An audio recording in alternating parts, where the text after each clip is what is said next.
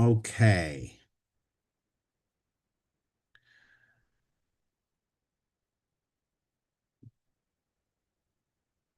let me share my screen. And, for those of you who are here live on the Zoom, um, really?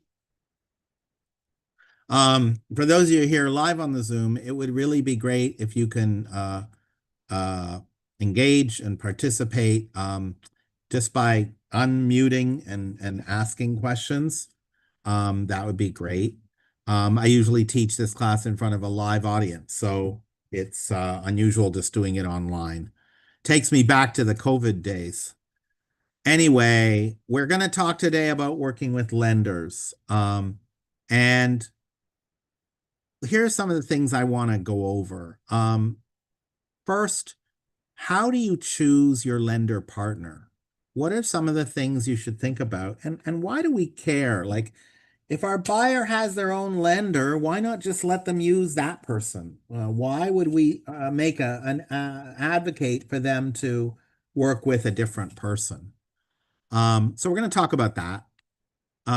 We're going to talk about how lenders actually do their job. I mean, we use the word lender, but there are a lot of people involved. We're going to talk about the different people in the process so you guys can have a clear understanding of how it all works, how it flows, how the work of getting a buyer a loan actually gets started, and what it looks like in the middle and what it looks like at the end.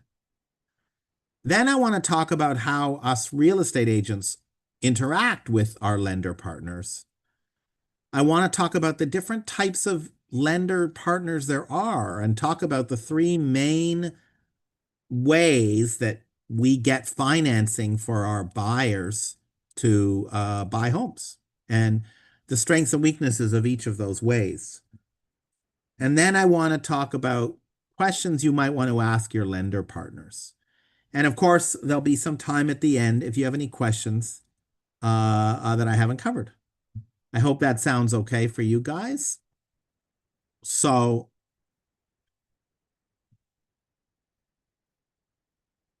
your first business partner that you chose was picking Keller Williams to be your brokerage business partner.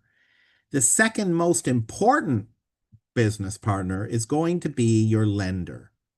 Um, You want to have somebody that you know is going to be an excellent communicator for you and your client, an excellent advocate for you and your client, somebody who is going to be able to be very responsive, answering queries in a fast manner, very supportive of you and your business, and someone that you can absolutely rely on if things go sideways. So it is a critical, critical relationship. And fairly or not, if you recommend a lender to a buyer and they go with that buyer and they have a great experience, they'll think more highly of you. If they have a bad experience with the lender, they may think less of you. So you don't want to just say, "Oh, go talk to Bill Smith." You want to make sure that you have somebody that you're going to recommend uh, that is going to be a good person that your client will have a good experience with. It's a big deal. I had a transaction that got into trouble many, many years ago, and the lender that my client was working with was somebody that I had recommended, and it wasn't a good interaction. And this client of mine felt that because I had recommended this person, that I had some responsibility for the fact that this relationship didn't work, and he didn't do things the way that she felt he should have. I didn't either. I never worked with him again. But that's why it's a big deal. Many of the people you interact with, the buyers you interact with, will not already have a lender. They may have come to you as a real estate agent first. So having a lender partner, again, somebody you have interviewed, somebody that you know is going to represent you and be excellent support for your client is super, super important. Over time, I'd like you to have at least three with different strengths and different niches because there's a lot of different types of loans out there. Like, for example, you may have heard of the VA loan, which is for veterans and the veteran loan. Well, there are lenders who do way more veteran loans than any other kind of loan. VA loans, we call them. So, maybe you want to have a VA lender that you're going to send all your veterans to. Or maybe you want a lender that has experience with first-time home buyers, specifically all the different first-time home buyer special financing deals out there. And they are well connected to work with the various nonprofits and banks and other institutions that provide down payment assistance. And they've got experience doing those types of loans. That is another kind of a niche. So at the end of the day, you want to have almost like a stable, almost like a bench of at least three lenders that you would be happy to turn to, and will take good care of your clients and communicate with them really well. By the way, for those of you who are on the Zoom, do either of you have a lender partner yet that you've interviewed or you've begun to talk with? Yeah, I have been talking to JVM and have connected a couple of buyers to them, and also another one that my mentor recommended. I've been in touch a couple times. That's fantastic. Now, Chang, I know you're much newer, so you may not have anyone yet. I recommend that you consider JVM. They're great. Also, Stephanie Cheng at our Ye- office, Chang, Yes, I have talked to Stephanie and we set up a meeting next week. wonderful. So, yeah. Wonderful. So Priyanka, for your knowledge, Stephanie is with RPM Mortgage, which is affiliated with the brokerage. It's a separate company, but it has an affiliation with the brokerage. And the Oakland office where you are, Priyanka, is going to have their own rep from that company joining next week or the week after. And so I encourage you to meet that person and see if they're someone you would want to do business with. So that's great, Chang. I'm very happy to hear that. So how do lenders work? So there's three basic styles, or actually, I'm saying that wrong. How do lenders work? There's a number of roles inside the lending world. The first one is the loan officer. Sometimes they call themselves a financial consultant or a loan agent, and they are the sales side. They are the public facing side. They're the one you're going to connect your buyer with. They're also your main contact. They're kind of the face of the business, even if it's not their company. It is their name that shows up on the pre-approval letters that you share with or put on your offers. And depending on the size of the company or whether they're a sole business, they may play other roles beyond merely being the lead person. But this is a very important role. This person needs to be a very good communicator, keeping your buyer in touch every step of the way, being able to explain complicated numbers to non-financial people. And they need to be flexible and be available to you when you need them to be. So this is a very important role, but it's not the only role inside a lending organization. Another important role is the loan processor. Now, this is the person who collects all the paperwork from the buyer and verifies that it's complete and properly signed. It's not usually the loan officer. The loan officer might be the person you email the paperwork to, but nowadays most of these lenders have portals. You upload it to a portal. The processor is looking at it. They're making sure that everything is there. For example, bank statements, pay stubs, uh, tax returns, and they make sure it's complete. They make sure it's been filled out right, and they actually check it out for certain high level numbers as well, right? Uh, you can't get a pre-approval letter until the paperwork is all processed, and you can't evaluate the buyer's risk until the paperwork is all processed, provided and processed. So this is a critical step. Again, in a small, one-person shop, your sales agent, your loan officer, is the loan processor. Most of the time, though, regardless of the size of the business, the underwriter is a separate person. The underwriter is a separate person, sometimes with a different company, but always their job is to assess the risk of lending the money. Their job is they represent the bank or the person who is going to buy the loan. We call that the investor. Their job is to make sure that the risk is acceptable. What is the risk? The risk is the borrower will foreclose. They'll buy the house, they won't pay the mortgage payments, and they're going to be a foreclosure. So nobody wants that. Certainly not the person lending the money.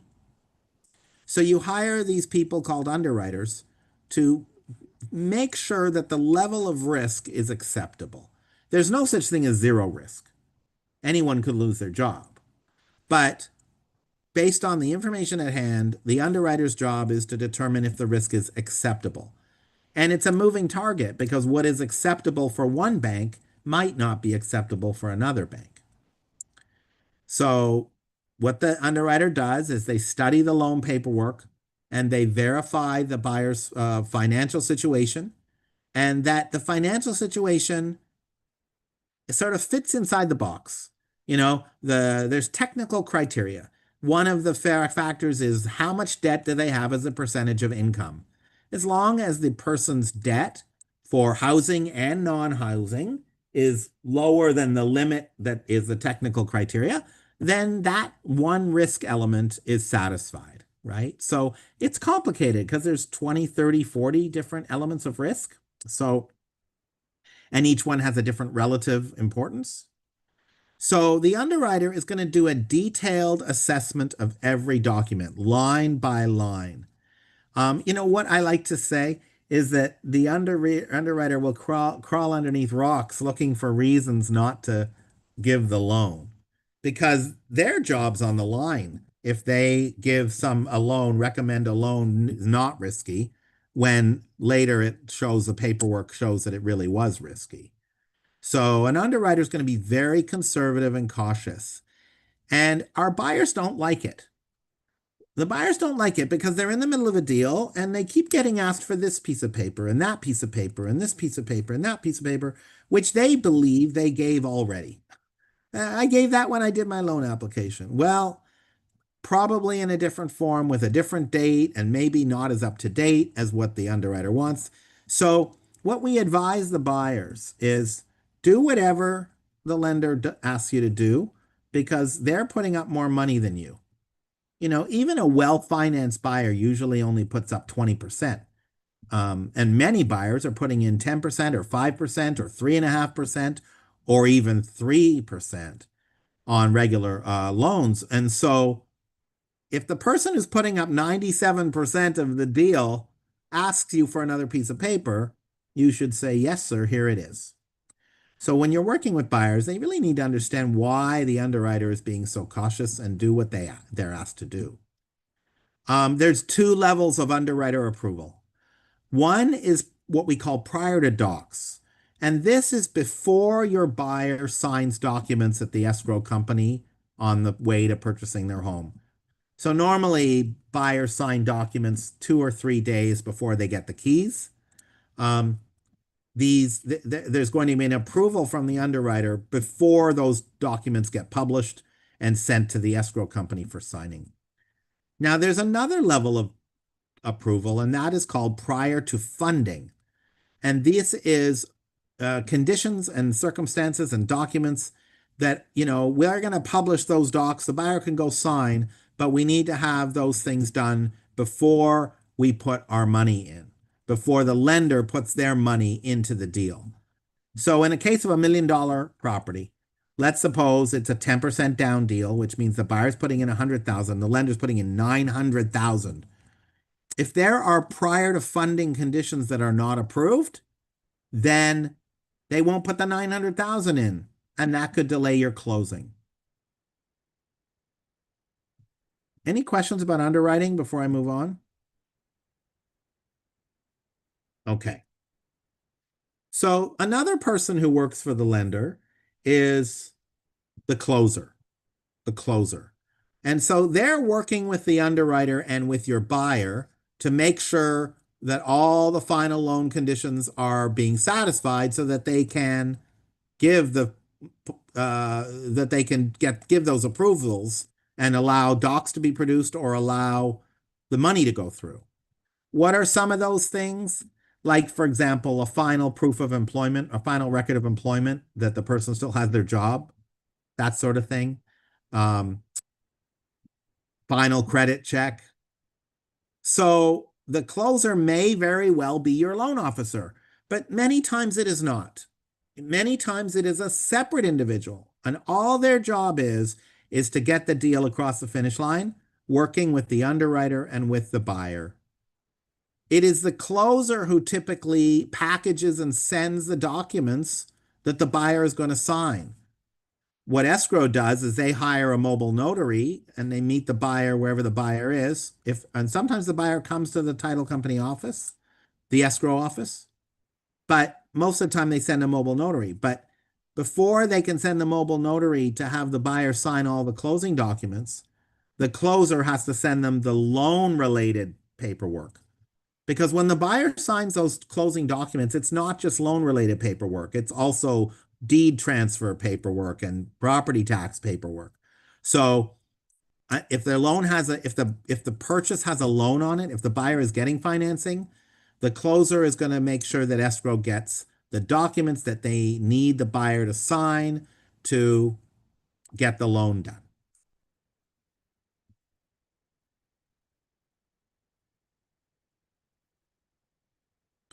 So that's basically how the lenders work, those four main roles.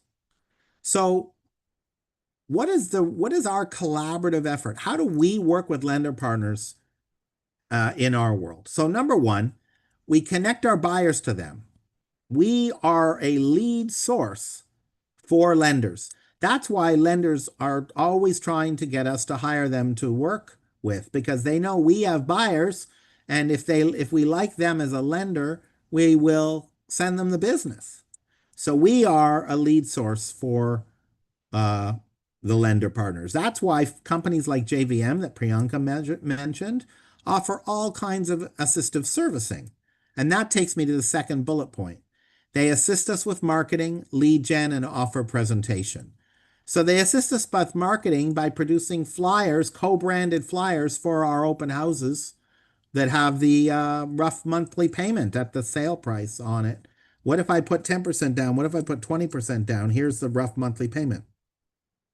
I just had JVM do that for me on my last weekend of open houses. It's nice to have advertising from the lender at your open house. Another thing they help with sometimes is lead gen. They act as a consultant, or they give us tools to offer to people like HomeBot so that we can get more leads. Another thing they help us with is offer presentation. As a good buyer's agent, when we present our offer, we want to get on the phone with our loan officer and say, please call the listing agent and tell them how awesome our buyer's financing is. And that's a big deal because it gives the listing agent confidence in the financial capacity of our client.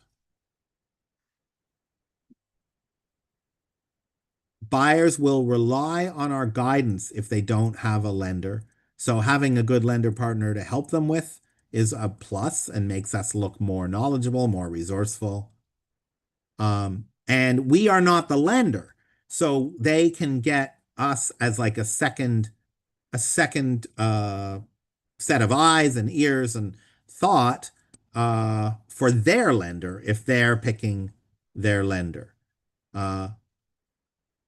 I always recommend my buyers who have their own lender to at least talk to one of my lender partners, because I know that if they talk to them, they will get a different perspective, maybe a better rate and terms, certainly better, superior communication. Um, if you are going to be working with a buyer who has their own lender, you want to collaborate with that lender as soon as possible. Make sure that an introduction is arranged and you can have some conversations before you submit any offers. And make sure that the buyer's lender that you didn't work with before is going to be a good communicator with you as the buyer's agent. However, stay in your lane. What I mean by stay in your lane is you are not the lender. So you should not be reviewing the detail of different loan options or telling them the difference between, you know, seller, whether the advantages or disadvantages of what we call a seller buy down or paying points or whether or not they want to have impound accounts or not, or all that kind of really technical stuff and what's going to happen to interest rates tomorrow and should they lock in the loan. I mean, that is not, that is, if they have, when they have their lender partner, that's the job of the lender partner to give them the financial advice around the mortgage loan they're going for. So, what I want to do now is tell you about the three main types of lenders out there, the three main types of financing that we see in our market. And to say financing is wrong too. There's like 8 or 9 different types of financing. What I'm talking about here are the types of organizations that do residential home loans. So the first type is a mortgage bank. And that is like a JVM. And a mortgage bank is loaning other people's money, or they're loaning their own money, but they're going to sell the loan. In most cases, they do not provide this debt servicing. Now, what does that mean? 3 months after the home is purchased, they're going to get a letter saying your loan has been sold. Now you're going to pay this organization per every month and not the other organization, but the amount doesn't change. And that happens because the investor that the mortgage bank was working with that bought the loan, bought the debt, sold it, sold the servicing rights to it, and are not going to be the ones that are dealing with the consumer and their questions about their financing. So that's kind of what a mortgage bank is. They're not loaning their own money, and they also usually sell the loan. They don't provide service. So if you're working with JVM, Priyanka, just as an example, you're not going to be getting mortgage statements from JVM. You're going to get mortgage statements from whoever purchased the financing. And then 3 or 4 months later, or maybe less, they're going to sell the debt and maybe it'll go to a bank. And your client will be getting monthly payment information from the big bank that ultimately bought the servicing rights to the loan. So mortgage banks, they are very competitive. They have very motivated loan officers usually because they're all commission based, and they process the loan in their office. So if there's a problem with the paperwork or something going on, your sales guy, your rep can go talk immediately. And when I say go talk, maybe they're texting, but they have instant access or near instant access to the processor and the underwriter. And that is really powerful. You don't want a situation where your loan officer is disconnected from the loan processing. So that's really good. But very often the mortgage banks can't do down payment assistance programs and can't do specialized loans. And some of them are good with customer service and some of them aren't as good. It's pretty straightforward. You need to sort of get a sense of it by talking to other agents and by experiencing it yourself. PNC is a mortgage, so PNC is a loan servicer. I'm not sure if they do originate loans themselves. I know they service them. but they might do their own loans. And when I say originate loans, I mean have a loan officer who gets new business. But I have PNC myself, and they process my home loan. So I never even heard of them until my loan that I got when I got my house, it got sold to them. So they're like a loan servicing company. Now, they also may have bank locations. I'm not aware if they're a regular bank at all, but they might be. I don't know them that well except as servicing of loans. Okay. So let's talk about the next type, mortgage brokers. So Chang, you had a meeting with Stephanie. She works for a broker. RNC is a broker. Okay. And what makes them brokers? They don't have any of their own money. Remember, I told you that the mortgage banks use their own money and then they sell it to an investor who pays them back with a profit. Well, mortgage brokers just go directly and work with investors who provide the money. It's sort of like wholesale. They work with wholesalers who could be small investors, big investors, huge, huge companies. Mortgage brokers don't have any of their own money to lend. That means they can be incredibly flexible. They can go talk to anybody. They have lots of loan options. They're going to be very competitive because of all the options. Again, mortgage brokers typically are weaker on specialized loan products. And because they don't do anything in-house, sometimes they don't have a relationship with the people who are doing the processing or the people who are doing the underwriting.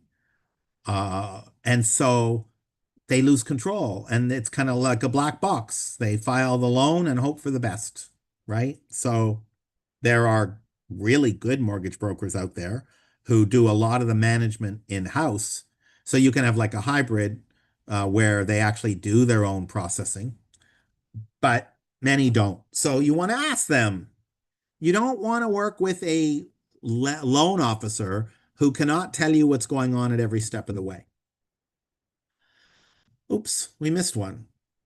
Where is my bank? Oh, I missed it. It was the first one. Wait. Yeah, I missed it. Sorry. Banks and credit unions. Banks and credit unions, they absolutely do residential mortgages, and they can be very competitive rates, very competitive. And the nice thing about working with a bank or a credit union is you can have a credit card there, and you can have your savings and checking there, and maybe you're going to have your investments with the bank as well. Another big thing is if you like to do things in person or want to have a place to go when your mobile app isn't working, lots of locations of banks and credit unions. That's where you're going to go pull cash from an ATM, right? On the downside, many times, not always, but many times at the banks and credit unions, you have a salaried loan officer. And that's less than ideal in our world because they're not about, they're not about, they're going to be less likely to be, they're going to get paid either way. So there's no fire underneath them to get it closing so they get paid. Like we have that, right? If we don't sell the house, we don't get paid. But with these salaried loan officers, they're going to get paid either way. So some of them are not maybe as responsive as fast as you might get in the mortgage bank world or in the mortgage broker world. Um, and banks and credit unions are notoriously inflexible. They don't do, if you don't fit inside the nice little box of the perfect credit and the perfect income and the perfect assets, they won't want to deal with you. They're going to say we can't do that loan, or their rate for the loan is going to be way higher. So they're not the best choice for anyone who isn't perfect credit, perfect income, perfect assets. And partly as a result of the loan officers being salaried, but also because of the workload on these poor loan officers, customer service has lagged and they don't have a good reputation, especially the banks. Credit unions do have a good reputation for service, but some of the big banks have a horrible reputation for the service. And, when you're representing a buyer buying their first home ever, unless there's a compelling reason to go with a big bank, I try to discourage it with my clients. I say, listen, let's talk to someone who's, I know is going to be in your corner. You should talk to my colleague Mike. he's a mortgage broker. I know he's going to take good care of you. Whereas I can say in my experience, I've had big banks that have been sometimes okay, but too many times lagging in responsiveness and in getting things done in a timely manner. So those are your three main types. So the question is, which type of lender is the best? And it really depends. Sometimes your buyer is going to be totally into rates and terms. They want the cheapest rate at the best terms. They want the lowest cost loan. Maybe a big bank is the only one who can give them that. Sometimes your client needs a lot of hand-holding. They're very nervous, maybe. They need someone who's really patient and can really explain things well. Then a good loan officer from a mortgage bank or from a broker may be best, right? Maybe your client is using down payment assistance program, and the down payment assistance program only allows for only has 6 different approved lenders. And they may be big banks, or they might be the very large mortgage banks, unlikely to be brokers. Maybe your client is getting a relocation. Sometimes if you're getting a relocation and it's getting paid for by your company, you have to use their bank or their lending institution. Sometimes if you work for certain employers, the financial benefits of working with the in-house lender is so superior that you put up with the bad customer service. If it is bad, you don't really care, or at least you overcome it because you're getting to get this crazy 2% below everybody else's interest rate. So it depends. But I always encourage, especially my first-time home buyers, to interview some of the folks that I know and trust, even if they're going to go with their the cheaper deal. It's not always about the money, especially for inexperienced home buyers. So I put together a list of questions. As you guys go out and interview these folks, remember you're interviewing them. They're going to tell you how awesome they are, but you should be interviewing your loan partners. You should be asking them questions. Here are some questions. What types of loans do you offer? And what I mean by that is FHA, VA, down payment assistance through Cal HFA, conventional, jumbo, home equity lines of credit, all those different types of loans. How quickly can you close a loan? How quickly can you work with me if I'm in a competitive offer situation to get the deal done? What is your response time? How quickly can I expect to hear from you during business hours? Are you available after business hours? How late into the evening? How fast can you arrange for an appraisal? Appraisals are expensive and the buyer usually pays, but will you pay for rush appraisals if we have a short time frame and not charge my buyer extra? What special programs do you offer? Many of the larger mortgage banks and big banks and credit unions have special programs. And if you fit inside the box of the terms of that special program, that could be really good for your client. For example, there are special loans for teachers, firefighters. There are special loans for people who work at huge financial institutions or people who work in unions. Where geographically do you do most of your loans? If you're talking to somebody who's primarily in Arizona and the only reason you know about them is because they're trying to break into the California market, or maybe you encountered them on one deal and they want you to consider them, but they have no experience in California, that would be a red flag for me. The same with Southern California versus Northern California. That's another thing to think about and ask them about.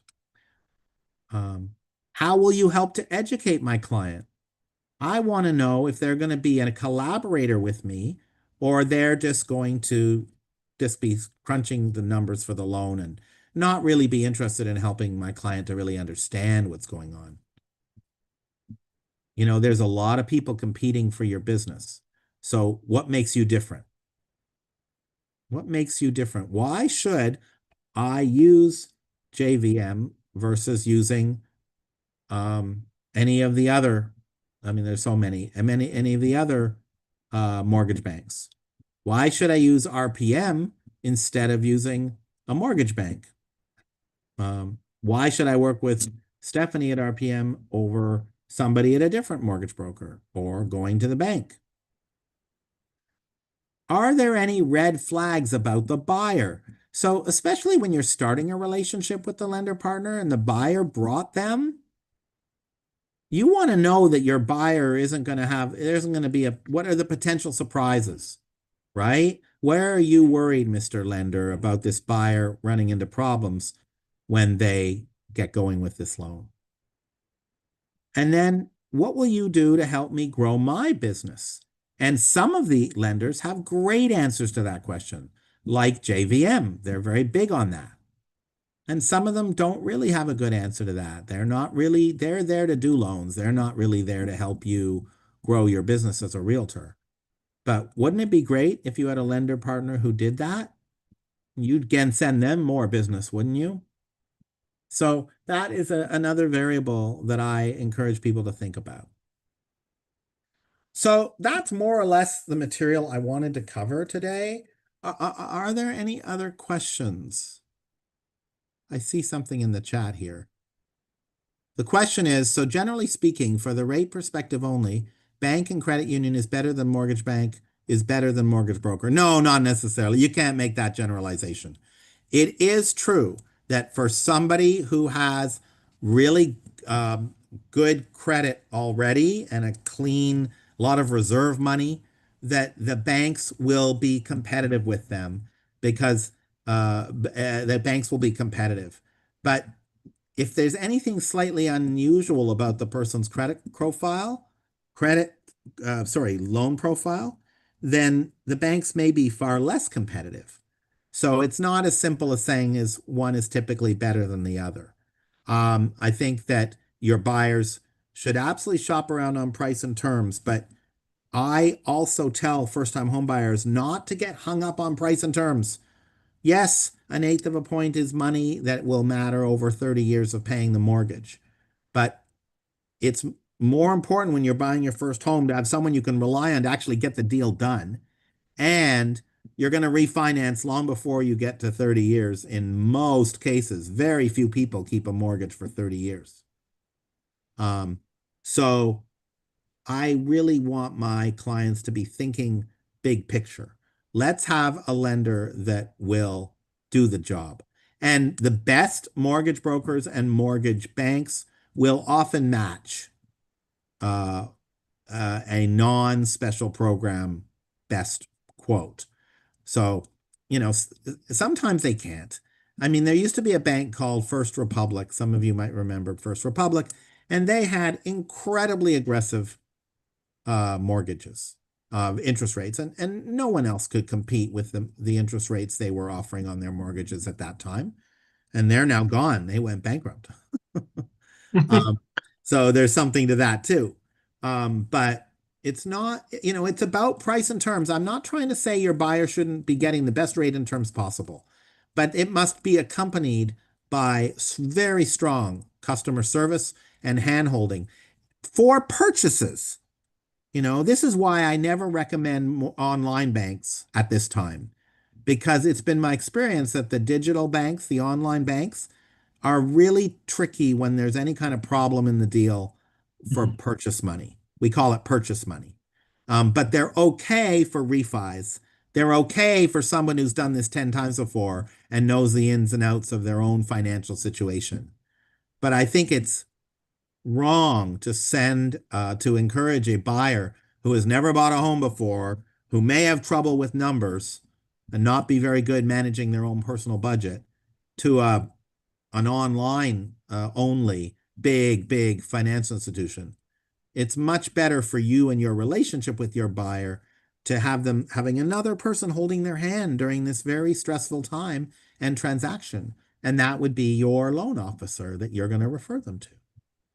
Cool. Thank you. Yeah, sure. Any other questions? I have a question. So a lot of times I meet especially in my sphere, people who want to buy, but they feel like they're not ready or they don't know if they can afford it being the main question. In that case, do you send them to a lender regardless, or how can you, I guess, connect them to a lender? Because I've been struggling with one of my friends who is kind of ready, but like feels like he can't afford it. I did connect him to a lender and he was almost ready to apply for pre-approval, but ended up not. So just wanted to get your thoughts on that. It's a great question. You know, as you get more experience and you build relationships, it becomes easier. So when I get that situation, Priyanka, I say something like, you know, I completely understand your hesitancy. I mean, no one wants to be disappointed, but I have this guy I work with. His name is Mike, and he is so easy to talk to. And I think it's better that you have information so that you can make the right decision for you around housing and know what you need to do to prepare if you're not ready. I would love it if I could connect you and Mike just for a conversation. There's no commitment and you don't have to sign anything or fill out any forms. Just have a conversation with him. Would you be open to that? And I know for a fact, Priyanka, that Mike would do that for me in a heartbeat every single time. And sometimes it'll lead to a loan application being placed, and sometimes it won't. Now, I have this long-standing relationship with him, but I'm pretty sure JVM would do the same thing, right? It's all lead development, right? Nurturing leads. It's just from a different perspective. Now, that being said, Priyanka, there's an old phrase you may be aware of. You can take the horse to the water, but you can't make them drink. Right. So if your friend isn't ready to have the conversation, there's only so much you can do about that. You can keep urging them to do it. And I usually like to come from fear. When in that conversation, I like to say to them, listen, I know you don't want to do anything right now, and you're thinking about 2026 summer, but it probably is a good idea for you to have your credit checked and have a conversation with someone to make sure everything is lined up and everything's all set up for when you are wanting to get in the market.